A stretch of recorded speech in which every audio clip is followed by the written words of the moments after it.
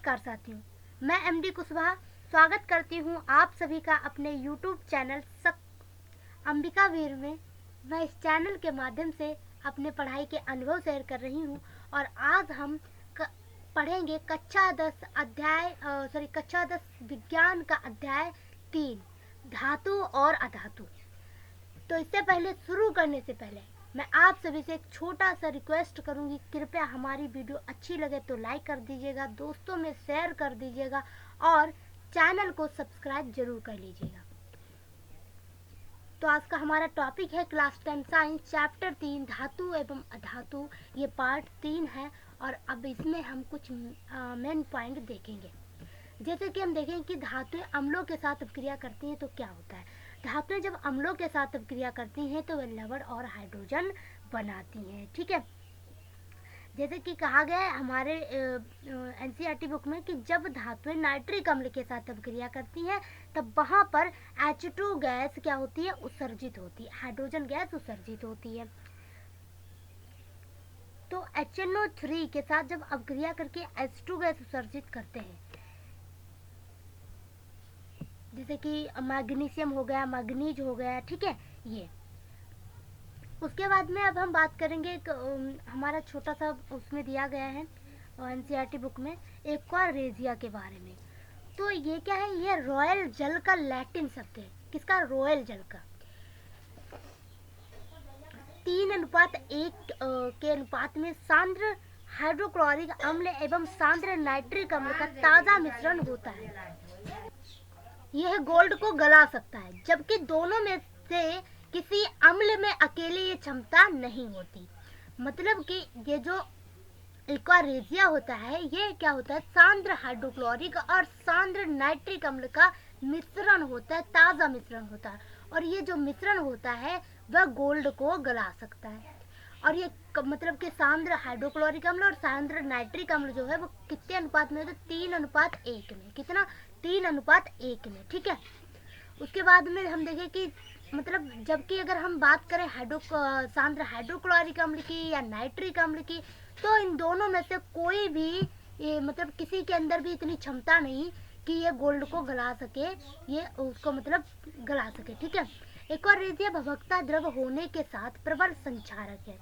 मतलब भभकता द्रव तो होता ही है, लेकिन साथ साथ ये प्रबल संचारक भी होता है। प्रबल संचारक का मतलब कि बहुत अधिक धातु इससे संचारित हो सकती हैं। यह उन अभिकर्मकों में से एक है जो गोल्ड एवं प्लैटिनम को गलाने में क्या होता है, समर्थ होता है। क्या मतलब कि ये उन अभिकर्मकों में से एक है जो किसको, गोल्ड और प्लैटिनम को गलाने में समर्थ होता है। ठीक है, अगले देखते हैं। अगले हमारा अन्य धातु। ठीक है, अन्य धातु लवणों के विलयन के साथ धातु कैसे अपक्रिया करती है। तो यहाँ पर हमारी एनसीईआरटी बुक में एक मतलब बहुत अच्छे से क्रियाकलाप करके बताया गया है, लेकिन मैं आपको बस सीधे पॉइंट बताती हूँ कि देखिए, अगर धातु ए, मान लीजिए कोई दो धातुएं ए और बी मान लिया हमने, ठीक है, को उसके अगर धातु ए धातु बी को उसके विलयन से विस्थापित कर देती है तो यह धातु बी की अपेक्षा अधिक अपक्रियाशील है। मतलब कि देखिए, जहाँ पर जो धातु अपक्रियाशील होगी तो उसी मतलब वह धातु क्या कर देगी कि विलयन से उसे विस्थापित कर देगी। जैसे कि हमने पढ़ा था चैप्टर 1 में शायद कि जो लोहे की कील होती है और कॉपर का विलयन होता है, तो वहाँ पर हमें क्या मिलता है, तो वहाँ पर लोहा और कॉपर सल्फेट के विलयन से हमें क्या मिलता है, आयरन सल्फेट मिलता है। यानी कि जो आयरन है वो कॉपर से अधिक अपक्रियाशील, इसलिए वहाँ पर आयरन सल्फेट मिलता है। ठीक है, तो इसी बात को यहाँ पे बताया गया है। मतलब वही एक प्रकार से आप समझ सकते हैं कि अगर धातु ए धातु बी को उसके विलयन से विस्थापित कर देती है तो जो ये धातु है वो बी की अपेक्षा अधिक अपक्रियाशील है। ठीक है, तो यहाँ पर हम क्या देखते हैं कि धातु ए प्लस धातु बी का लवण विलयन क्या करता है, ए का लवण विलयन हमें मिलता है और धातु बी मिलती है। जैसे कि हमने उसमें देखा था कि जो लोहा है वो कॉपर सल्फेट के विलयन की जो हमने अपक्रिया करी थी, तो वहाँ पर हमें क्या मिला था, वहाँ पे हमें मिला था फिर फेरस सल्फेट और कॉपर, ठीक है, धातु मिली थी बाद में। तो यानी कि जो फेरस है वह अधिक अवक्रियाशील है, धातु ए जो है वह अधिक अवक्रियाशील है, ठीक है। सक्रियता श्रेणी, सक्रियता श्रेणी वह सूची है जिसमें धातुओं की क्रियाशीलता को अवरोही क्रम में व्यवस्थित किया जाता है। क्या? सक्रियता श्रेणी वह सूची है जिसमें धातुओं की क्रियाशीलता को, क्रियाशीलता मतलब कि जैसे वो कितनी ज्यादा प्रबल है, ठीक है, को अवरोही क्रम में व्यवस्थित किया जाता है। अवरोही यानी कि घटते क्रम में व्यवस्थित किया जाता है उनकी क्रियाशीलता को। तो हम देखते हैं, हम यहाँ पर सारणी में अच्छे से समझ पाएंगे कि जैसे देखिए सबसे अधिक अवक्रियाशील धातु में पोटेशियम, सोडियम, कैल्शियम, मैग्नीशियम, ठीक है, एल्यूमिनियम। उसके बाद में फिर जिंक से अगर हम बात करें तो zinc, iron, lead, hydrogen, copper, mercury, silver, ये है घटती अवक्रिया, मतलब कि ये घटी है, ठीक है, इनकी अवक्रियाशीलता ऊपर वाली से कम है। और उसके बाद में अगर हम बात करें सबसे कम अवक्रियाशील तो वह होती है गोल्ड। तो इसी को हम कहते हैं सक्रियता श्रेणी। सक्रियता मतलब कि कितनी ज्यादा सक्रिय है, ठीक है। उसके बाद में हम बात करेंगे कि धातुओं की प्राप्ति की। तो धातुएं जो है वह हमें भूपर्पटी में यानी कि हमारी पृथ्वी में ये पाई जाती हैं, और यानी कि पृथ्वी की भूपर्पटी धातुओं का ये जो है मुख्य स्रोत है। कहाँ? भूपर्पटी। तो समुद्री जल में भी सोडियम क्लोराइड, मैग्नीशियम क्लोराइड ऐसे मतलब कुछ विलेय लवण उपस्थित रहते हैं। तो हम बात करें अगर खनिज की, तो खनिज ये हमारा क्वेश्चन भी बनता है कि खनिज किसे कहते हैं, अयस्क किसे कहते हैं, खनिज अयस्क में अंतर, ठीक है। तो खनिज क्या होता है? पृथ्वी की भूपर्पटी में प्राकृतिक रूप से पाए जाने वाले तत्वों या यौगिकों को खनिज कहते हैं। पृथ्वी की भूपर्पटी में प्राकृतिक रूप से, ठीक है, प्राकृतिक रूप से पाए जाने वाले तत्वों या यौगिकों को खनिज कहते हैं।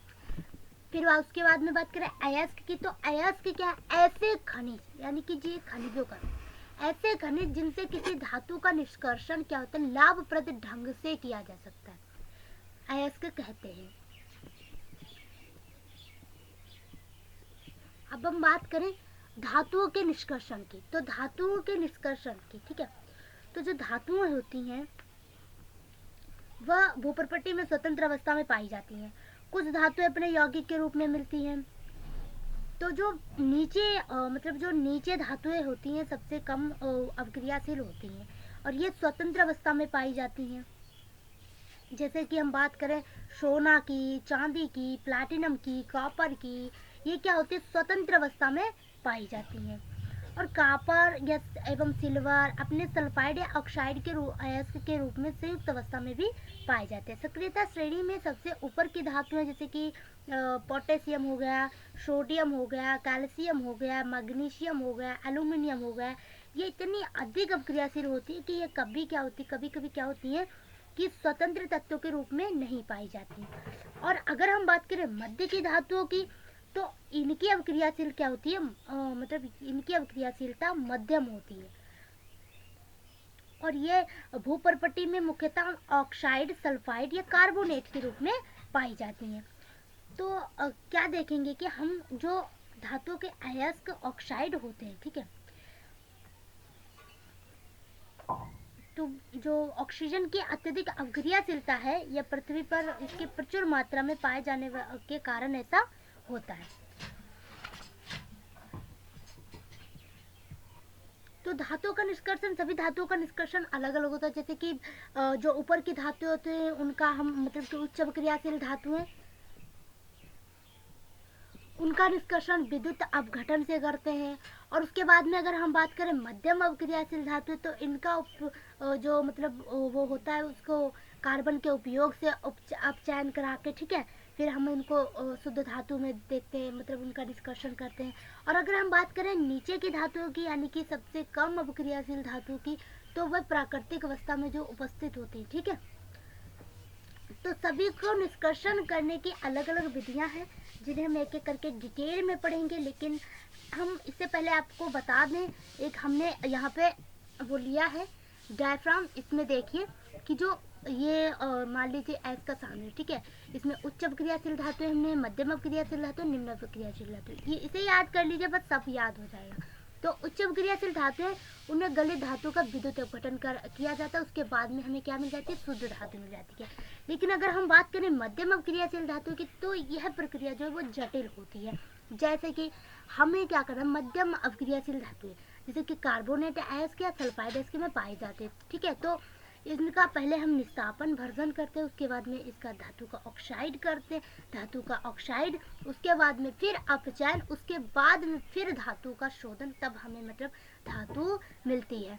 उसके बाद में अगर हम बात करें निम्न अपक्रियाशील धातु की, तो ये सल्फाइड आयस्क में करते हैं, फिर उसके बाद में भर्जन, उसके बाद में फिर हमें धातु, फिर उसका क्या करते हैं, परिष्करण करते हैं, फिर हम करते हैं परिष्करण। तो देखिए अयस्कों का समृद्धिकरण हमारे में दिया गया है, तो हम आपको बता दें कि क्या होता है।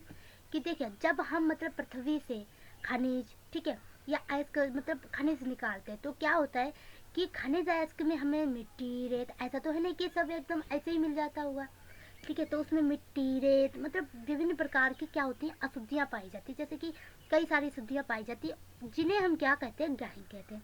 अगर अब आ जाए एग्जाम में कि गैंग किसे कहते हैं, तो गैंग बहुत इजी है कि मतलब जब हम खनिज निकालते हैं, तो उसमें ऐसा तो है नहीं कि वो एकदम ऐसे ही निकल आते होंगे शुद्ध प्योर, उनमें कुछ होता होगा। तो क्या होता है, मिट्टी भी होती है, रेत भी होती है, तो जैसे मतलब इस प्रकार की जो अशुद्धियाँ होती हैं, उन्हें ही हम गैंग कहते हैं।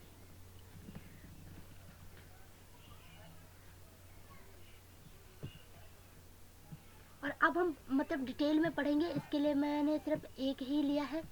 जैसे कि देखिए जो हमारी सक्रियता श्रेणी होती है, उसमें जो नीचे धातुएं आती हैं, ठीक है, उनका निष्कर्षण कहते हैं कैसे होता है। तो हम देखते हैं कि जो नीचे आने वाली धातुएं वो क्या होती है, काफ़ी अन्य मतलब अन्य विक्रिय होती हैं।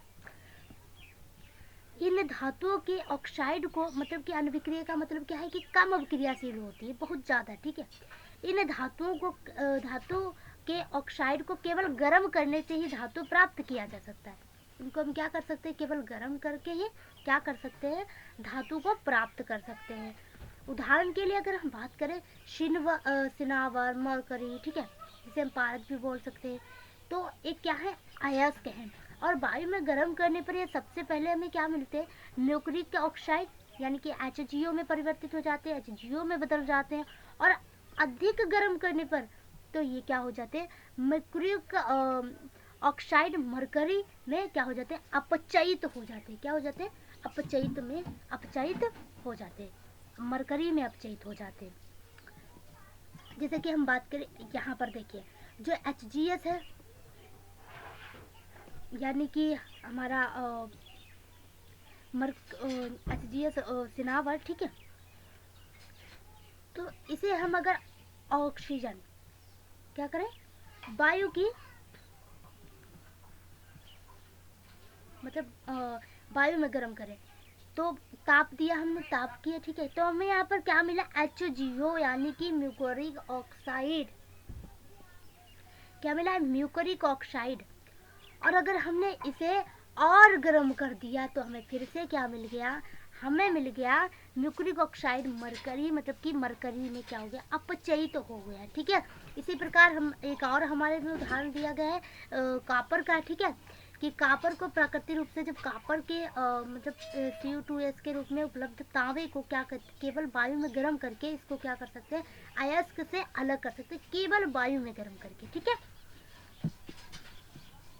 एंड कल हम पढ़ेंगे कि जो ऊपर की धातुएं होती हैं और जो मध्य मतलब बीच में जो धातुएं होती हैं उन्हें कैसे अलग किया है। ये तो बहुत सिंपल था, नीचे की धातुएं जो हैं उन्हें कैसे किया जा सकता है, सिर्फ वायु में क्या कर सकते हैं, हम वायु में इन्हें गर्म करके अलग कर सकते हैं, ठीक है।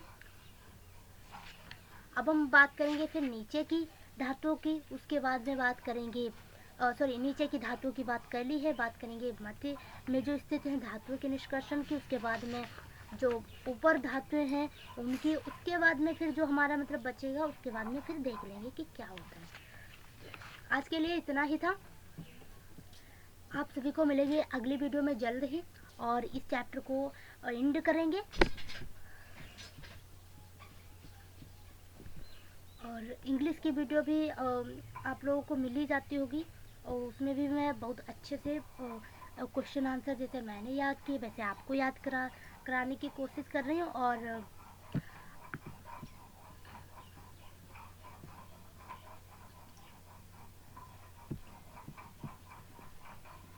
मिलते हैं अगली वीडियो में। आप सभी से एक छोटा सा रिक्वेस्ट फिर करूँगी कि कृपया हमारी वीडियो अच्छी लगे तो लाइक कर दीजिएगा, दोस्तों में शेयर कर दीजिएगा और चैनल को सब्सक्राइब ज़रूर कर लीजिएगा। धन्यवाद।